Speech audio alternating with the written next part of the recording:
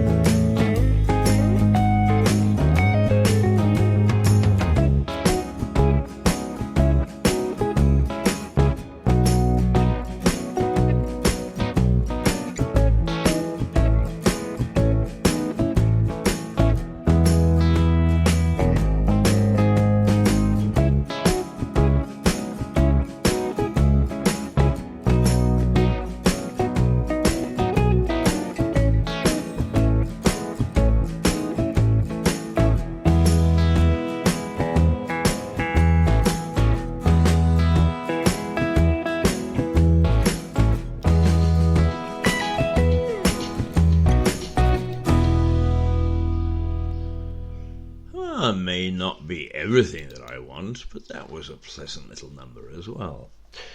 So we're in a pleasant mood this morning. It's Friday.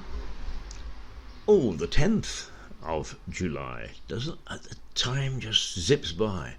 The reason that I know how fast it goes is that if I've got a bill to pay, it comes much faster than my bank account fills up. But isn't that true of everybody?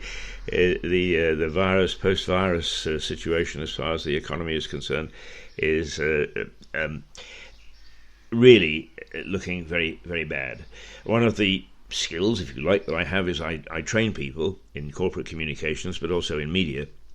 And I hope that that the government will slash its red tape so that I'm able to do that, whether it's for profit or whether it's for trying to help to get the economy back on track by giving some training to young people. One of the things about the media is, in many ways it's opening up, and in other ways it's closed. Because getting a piece of paper from university or a college doesn't guarantee entry into this industry. But experience does. Because it's, in present times, you have to be thrown in from the deep end. And one of my favourite stories is that I started with the CBC, Canadian Broadcasting Corporation, in Vancouver. And then I was invited to go to the newsroom of a radio station that was commercial.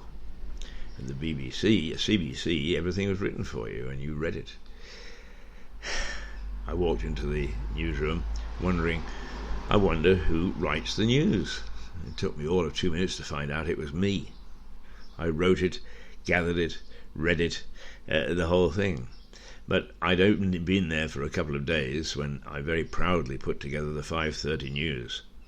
And I found all sorts of stuff on the wire and so on and so forth. And I put it together 2 minutes to go before I went into the new news booth, new to me, and started to read the news very proudly for my news station. And the senior man on duty said, "Who's got the 6th summary?" which is the summary of news that comes off the printer, the teleprinter. And I proudly said, "I've got it." And he whipped it out of my hands and said, "You never use that on the 5:30. We keep that for the 6 o'clock news, which is the major newscast." There I was left with one piece of paper. So I had to scrabble and grab as much as I could and went in to read the news, only to find that I had to give a dissertation of about 4.5 minutes on the mating habits of the buffalo in northern Manitoba. And believe me, some of this copy was very descriptive. I can remember to this day the tear, the sweat drops appearing in my eyes and trickling down my nose. The deeper I got into this damn story, the more I realised how idiotic it must have been sounding. But I never ever did that again. And that's the way you learn in radio and television. On the job, make mistakes. That's why we have these wonderful things called bloopers. You make the mistake and everybody records it so they can all have a damn good laugh afterwards. But it teaches you what you need to know when it comes to radio and television. And you can become as good as many of the people that I've worked with. I've worked with some superb people. And they're not the names that you see on the screen. I'm not saying that the names aren't competent. Many of them are very good. But there are an awful lot of people in the background, an awful lot of people whose names never develop, that put together good programs, good news. No, there's no such thing as good news, I suppose. Yes, there is. Never mind, we won't get into that argument. But there are a lot of people behind the scenes who are just excellent at what they do, and who are, if you like, unsung heroes. But the one thing is that they've had the experience. They made their mistakes, as indeed we all have, and that's why we never get caught twice. I'm afraid coming in from university or from a college with a piece of paper helps not at all. I'm not saying that that's a bad thing to have. On the contrary, I think education is a marvellous thing. But it doesn't solve the problem, particularly in this game, of what you need to do practically. And practicality is a large part of it. So, if you're coming into this game, be prepared to make mistakes. Be prepared to be yelled at. be prepared to feel like an idiot, because in the end it will serve you well. But if your piece of paper makes you think that you should be starting at the top and working your way to the bottom, think again. The bottom is where everybody starts. That's the way you find out how to be a broadcaster, how to appear on television, how to make sure you get a story right. And I have to say that with this age of surface news, fake news, there are a number of people who haven't understood exactly what their job is. And I would say something that in training people, particularly in the Balkans, but in Russia and Ukraine and other places that I've trained journalists, is that sense of freedom, free press, free to actually report the news as opposed to report what's sent down from the higher authority, does not mean that you can just say what you like. You've got to have responsibility. I, on our television program, regularly attack the local council. But I don't do it out of any malice. What I do is I do it on the basis of the facts indicating that they have got things wrong, and they get things wrong very frequently. And in some ways, there's nothing wrong with that as long as they learn from their mistakes, but quite often civil servants don't. 29 minutes we've been on the air, and it's now exactly 7 o'clock in Lewis, and I suppose it's 7 o'clock in Lewis wherever you are.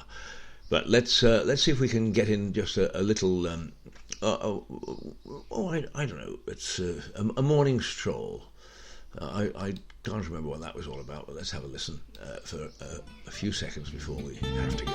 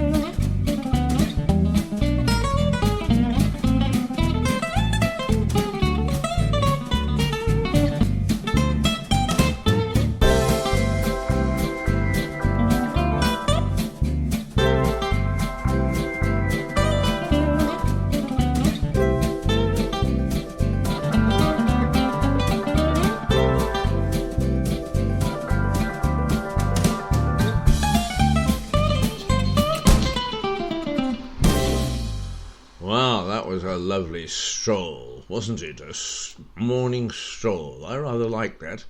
And we're now coming to the end of this morning's programme. I'm happy that some people joined us. I'm happy that some people will listen later in the day.